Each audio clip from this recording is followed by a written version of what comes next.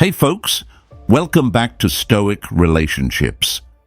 Today we're uncovering a fascinating truth about human nature. What makes someone truly miss you? We've all been in situations where someone suddenly pulls away, seems distant, or loses interest. And naturally, your first instinct might be to chase, to reach out, to remind them of your presence. But here's the hard truth. Chasing never makes someone miss you. It only pushes them further away. Think about it.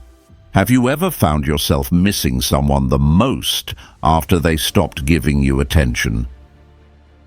That's because the human mind craves what it can't fully have. When something is too available, it's taken for granted. When it's missing, it becomes valuable. This principle applies not just to relationships, but to nearly everything in life. But here's the problem. Many people misunderstand how to create that sense of longing. They think playing games or acting cold is the way to go. But true Stoic wisdom teaches us something different. It's not about manipulation. It's about self-mastery. Instead of focusing on making her miss you, the key is to focus on yourself. Your mindset, your actions, your sense of purpose.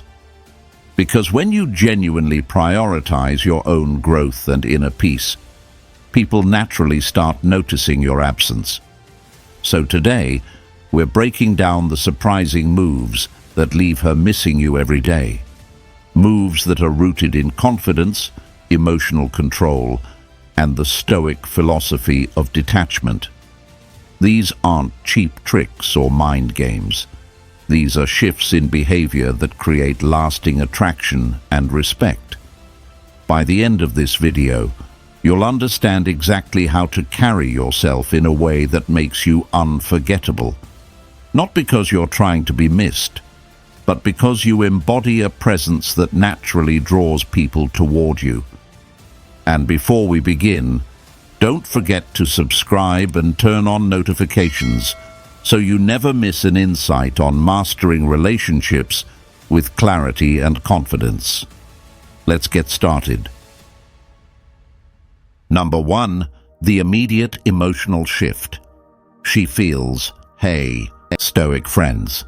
Have you ever noticed how someone's feelings toward you can shift the moment you stop giving them attention? One day, they seem indifferent, distracted, maybe even uninterested.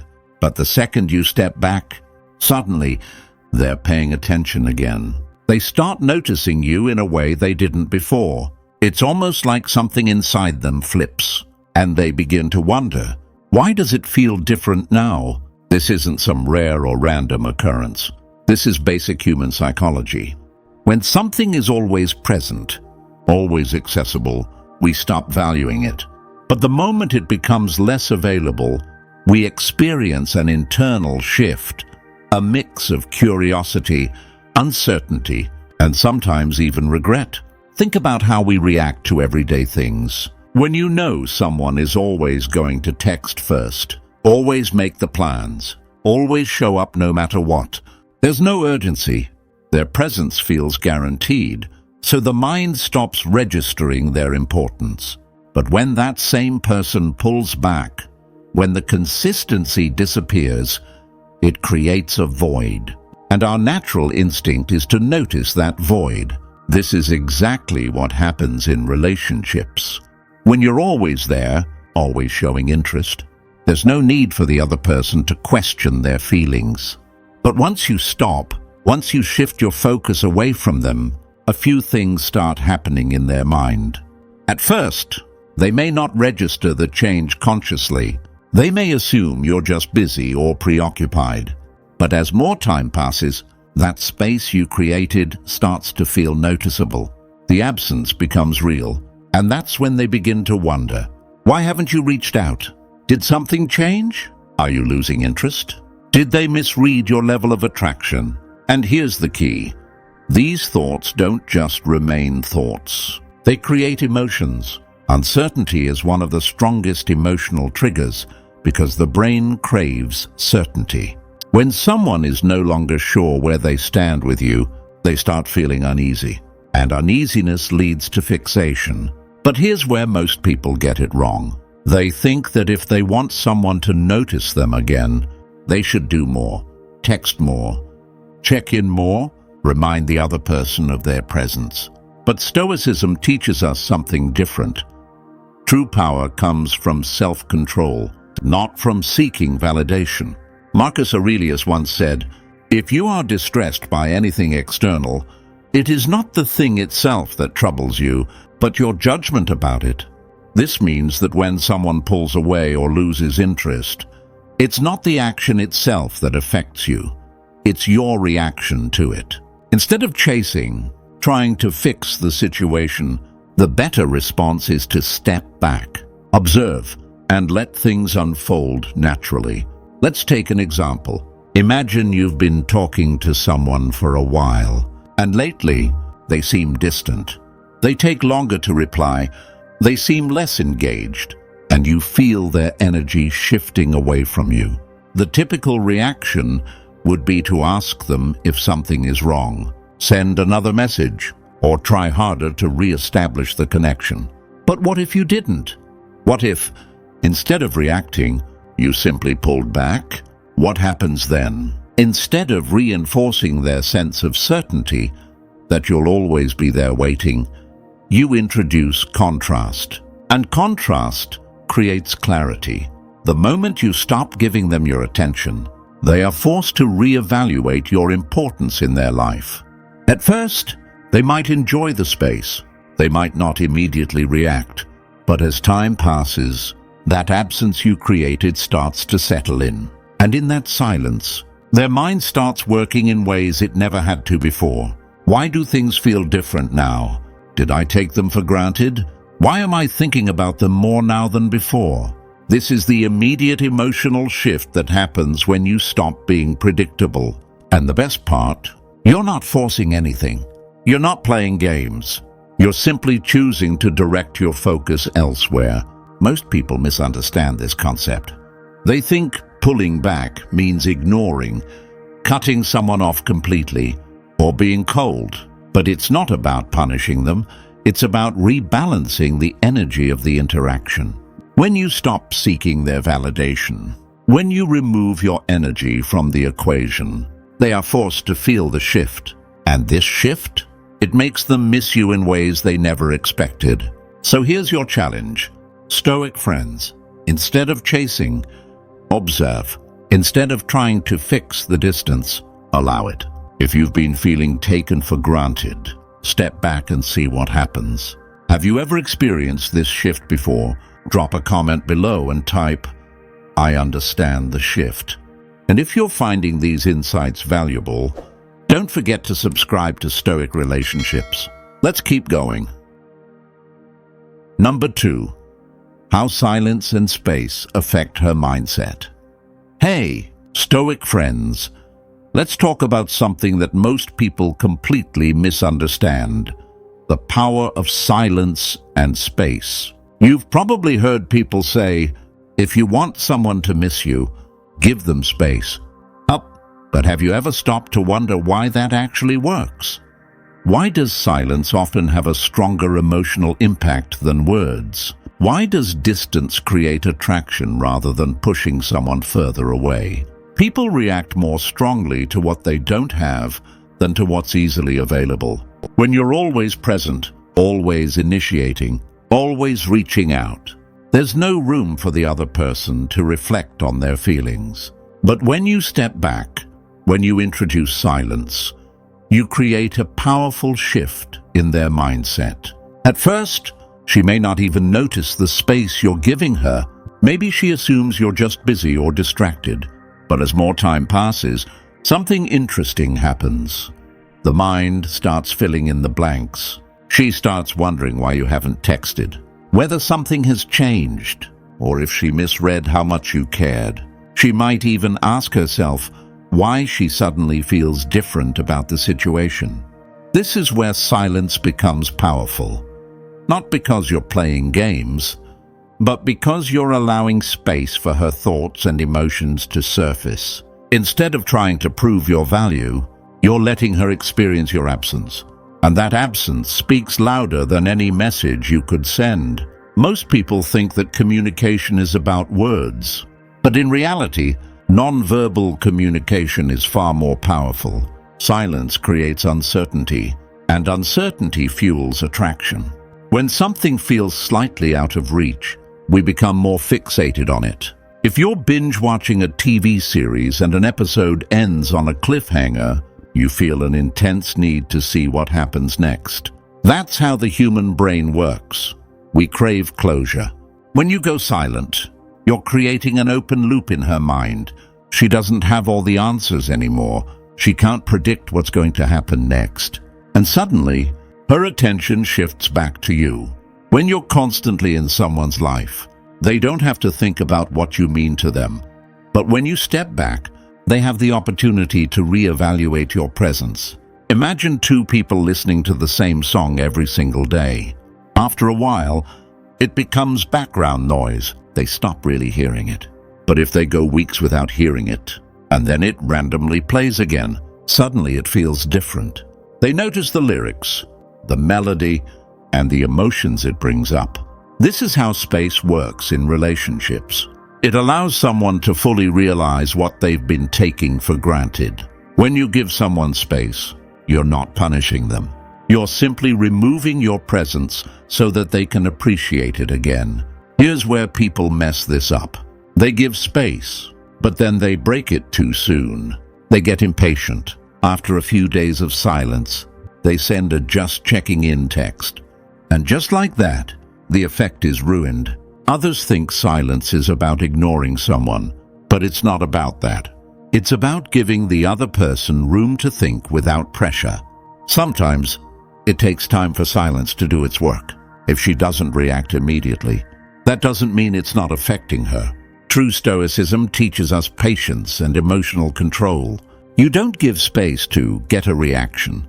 You give space because you value yourself enough to let things unfold naturally.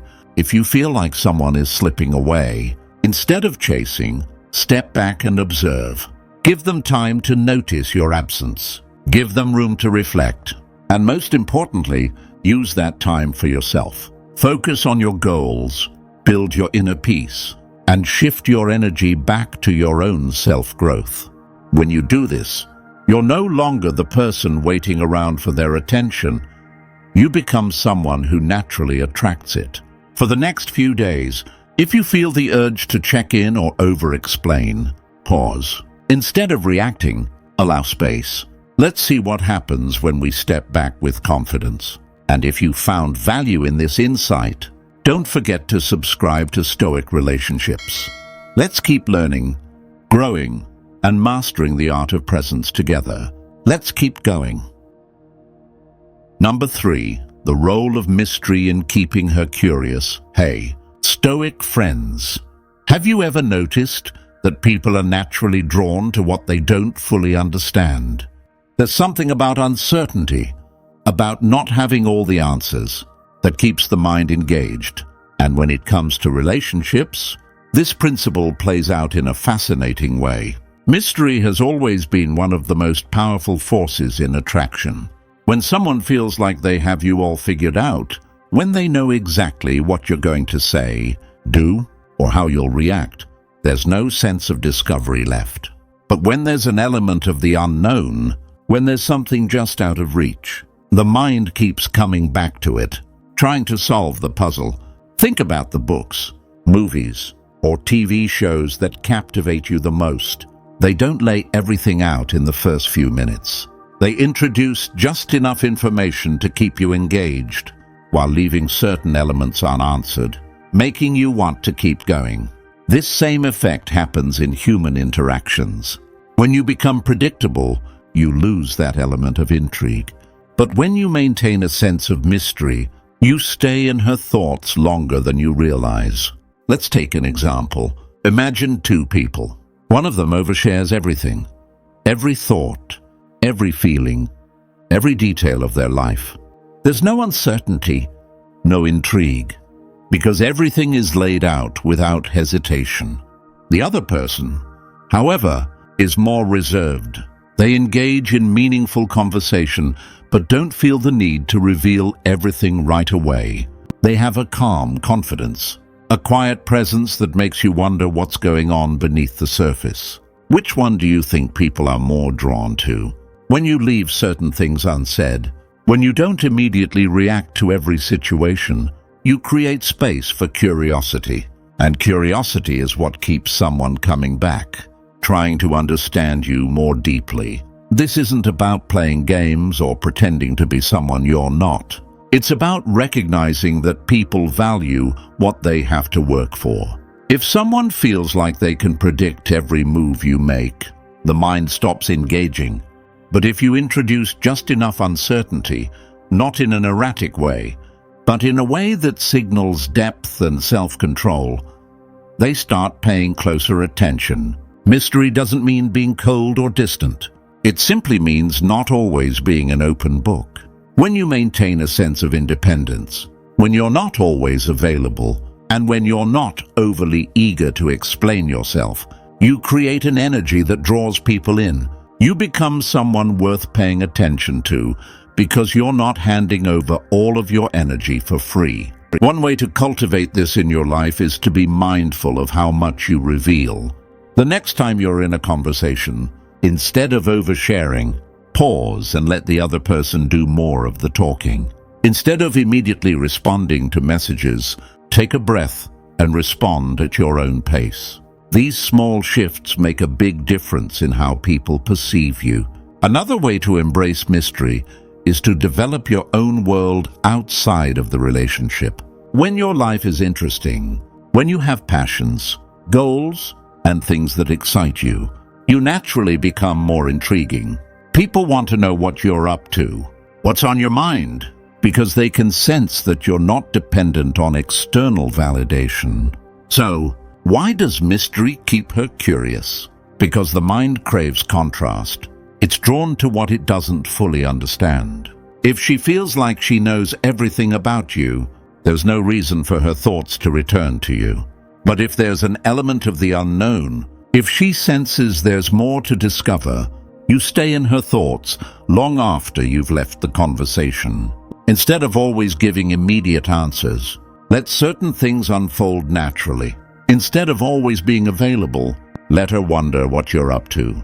Instead of trying to explain yourself, let your actions speak for you. These small changes shift the dynamic, making you someone who is intriguing rather than predictable. For the next few days, try this. Focus on being more present in your own life, rather than always explaining or proving yourself to others.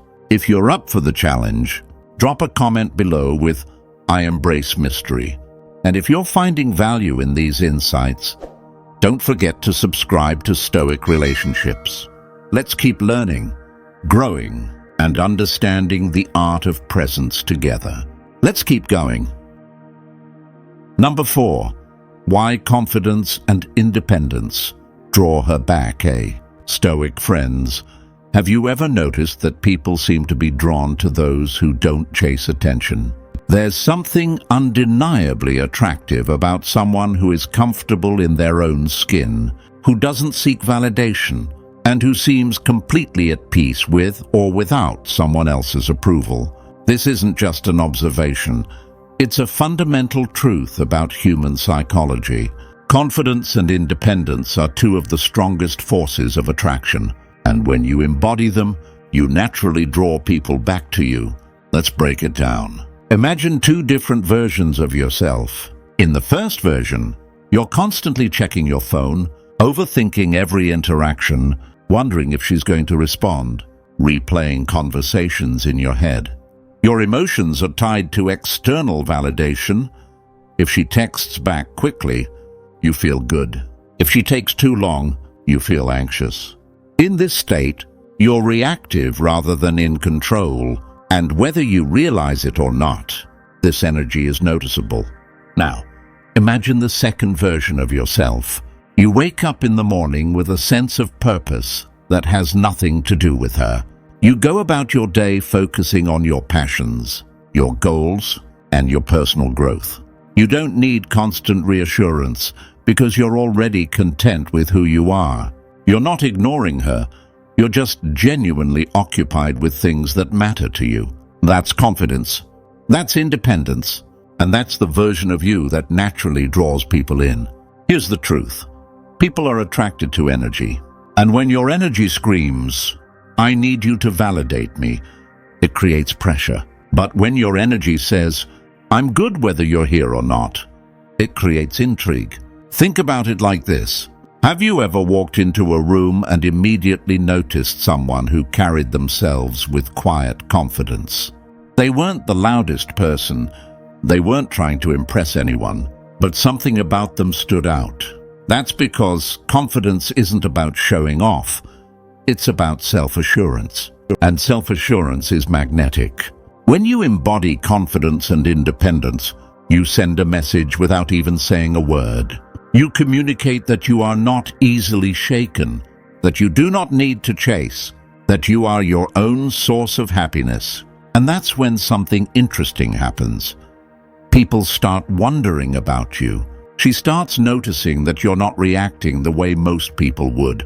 She realizes you're not trying to prove your worth, and that makes her curious. In a world where most people seek constant validation, your ability to stand alone makes you different. But let's clarify something important.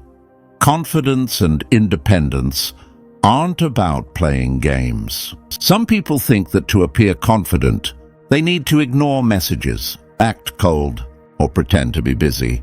That's not confidence. That's insecurity disguised as confidence. True confidence comes from genuinely valuing yourself enough to not rely on external validation. So, how do you cultivate this kind of presence? First, shift your focus inward. Instead of worrying about what she's thinking, ask yourself what you want out of life. What are your personal goals? What excites you? What kind of person do you want to become? When you have a strong internal world, you naturally stop obsessing over external validation. Second, prioritize your own growth. The more you invest in yourself, mentally, physically, emotionally, the more naturally confident you become. Confidence isn't about pretending to be something you're not. It's about becoming someone you genuinely respect. Third, detach from outcomes. One of the core lessons of Stoicism is that you cannot control how others feel about you, but you can control your own mindset. If she comes back, great. If she doesn't, that's fine too.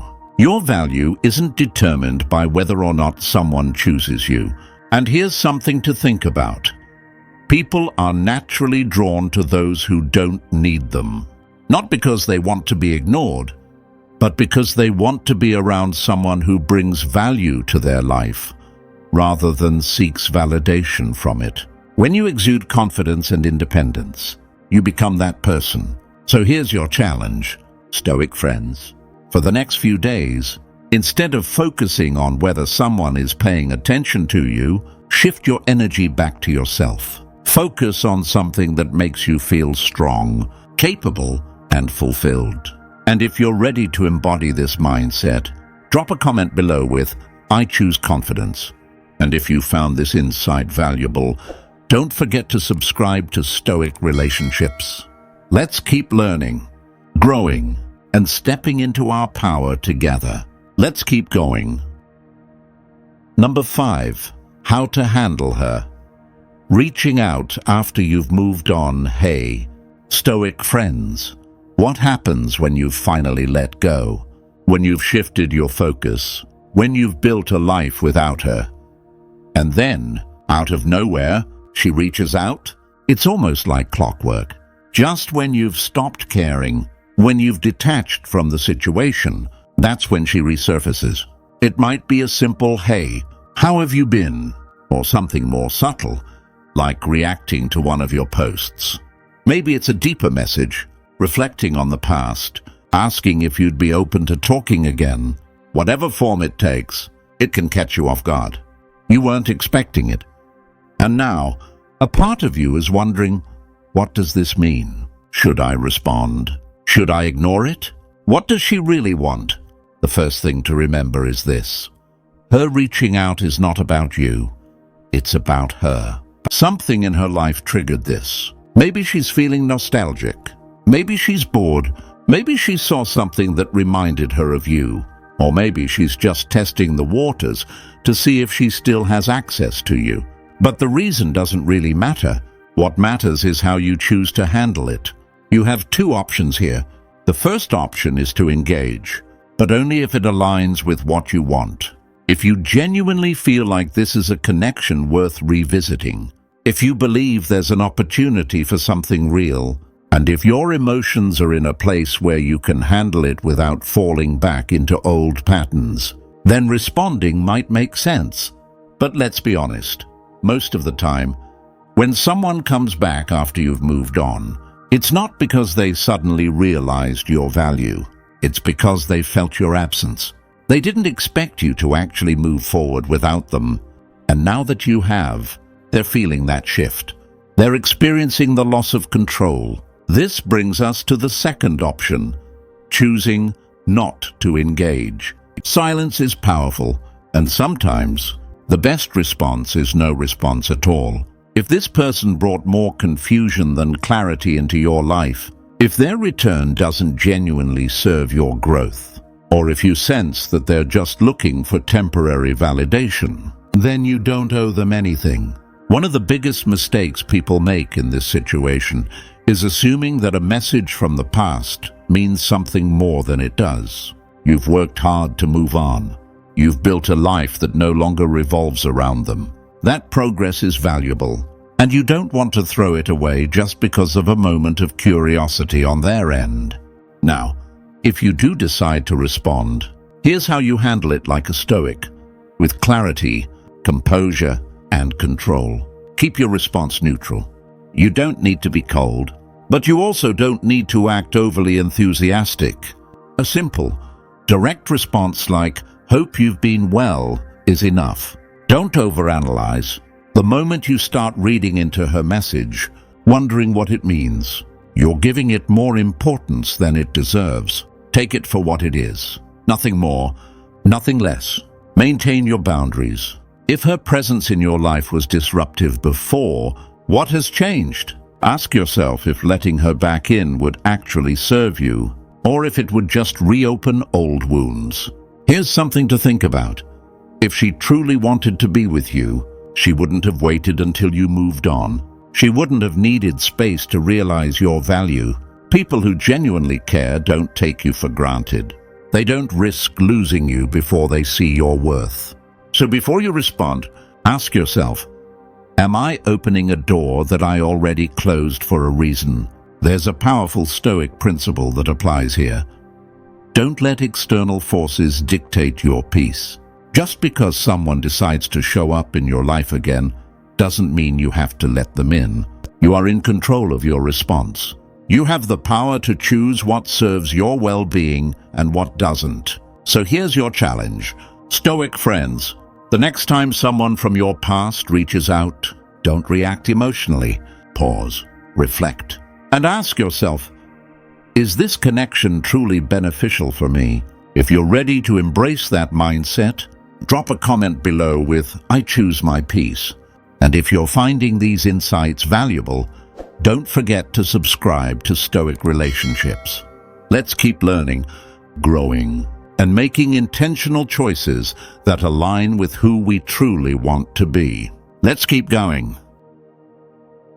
Number 6, the surprising ways she'll try to get your attention. Hey, Stoic friends, have you ever noticed that when you stop giving attention to someone, they suddenly start doing things to pull you back in? It's almost like they can feel the shift. And instead of moving on, they start behaving in ways that seem intentional. The truth is, when a person senses they're losing influence over you, they'll often try subtle or unexpected ways to regain it. You might think that if she wanted to reconnect, she'd just reach out and say so directly. But that's not always how it works.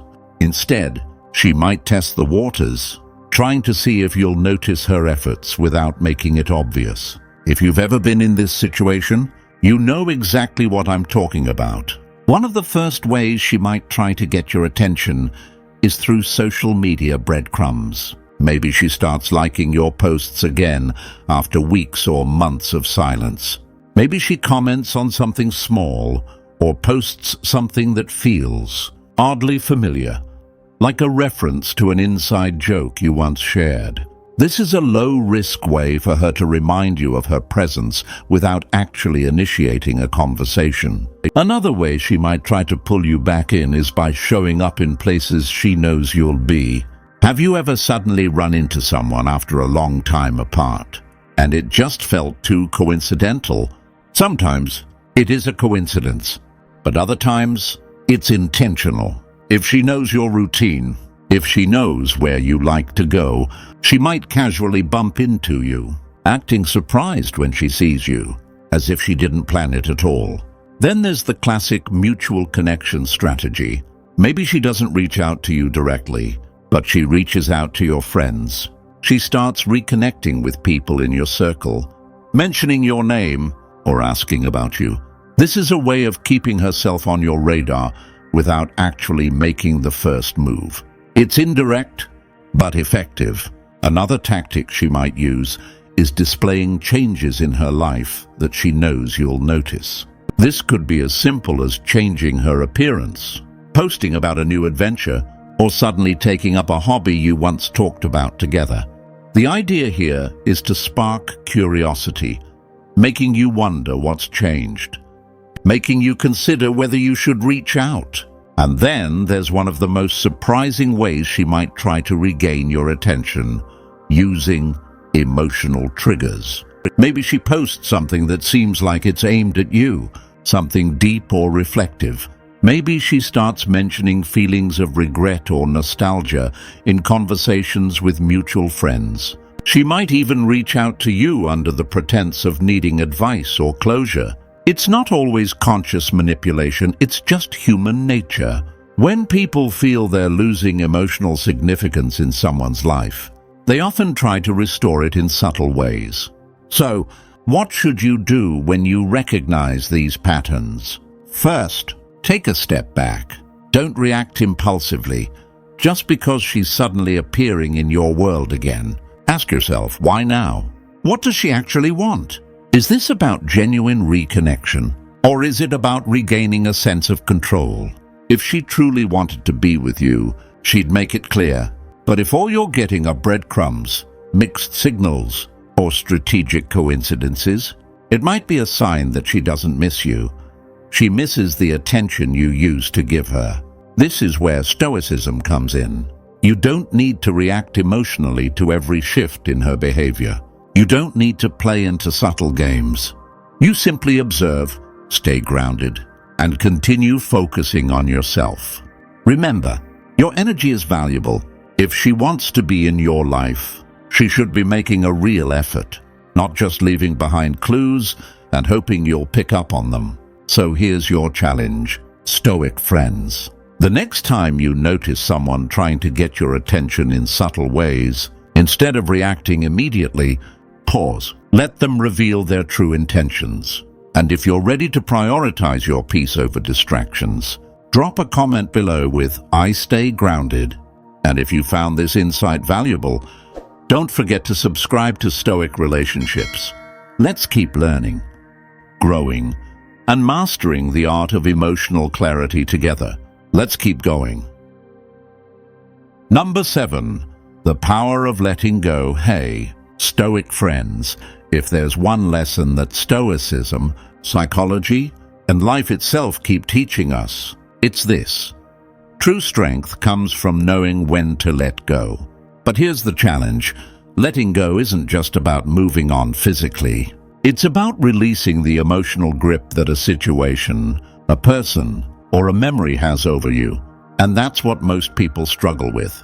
Letting go doesn't mean forgetting. It doesn't mean ignoring the past or pretending that certain experiences didn't shape you. It means choosing peace over attachment. It means accepting that some things are beyond your control, and rather than resisting, you allow life to unfold as it's meant to. Think about a time when you held on to something too tightly. Maybe it was a relationship that no longer served you, a past mistake you kept replaying in your mind, or a version of yourself that you were afraid to outgrow. Holding on didn't bring peace. It created tension. The more you tried to control it, the more it controlled you. And the moment you finally let go, something unexpected happened. You felt lighter. The power of letting go isn't just about moving forward. It's about freeing up the mental and emotional space that was once occupied by unnecessary attachment. When you let go, you make room for new growth, new experiences, and a stronger version of yourself. But why is it so hard? Why do we cling to things that aren't meant for us? It's because of fear. Fear of the unknown. Fear of being alone. Fear of losing something that once made us feel safe. But here's the reality.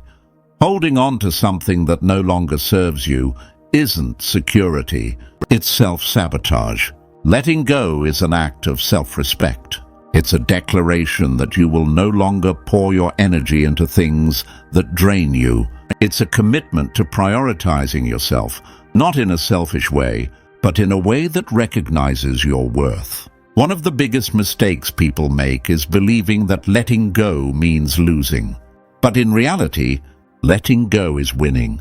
Winning back your time, your energy, and your ability to focus on what truly matters. It's not about giving up. It's about making space for what actually belongs in your life. So how do you do it? How do you truly let go and move forward? First, accept that closure is something you give yourself. Too often, people wait for the perfect goodbye, the final conversation, or the validation that never comes. But closure isn't about what someone else says or does. It's about deciding that you are done seeking answers that no longer matter. Second, detach from the outcome. One of the core teachings of Stoicism is that you cannot control external events, only your response to them. If you spend your time hoping that things will go back to the way they were, you're placing your happiness in something you have no control over.